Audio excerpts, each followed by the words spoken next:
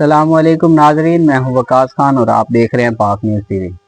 خبر شامل کرتے ہیں خیبر پختونخوا سے۔ ہمارے نمائندے محمد شیر کی رپورٹ کے مطابق خیبر پختونخوا حکومت کے ہیلی کاپٹر حادثے پر آج صوبے میں یوم سوگ منایا جا رہا ہے۔ تمام سرکاری عمارات پر آج قومی پرچم سرنگو ہے۔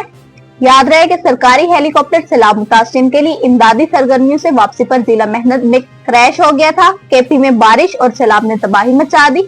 خیبر پختونخوا میں 48 گھنٹوں میں بارش اور سیلاب سے ہونے والے نقصانات کی تفصیلات سامنے آ گئی ہیں۔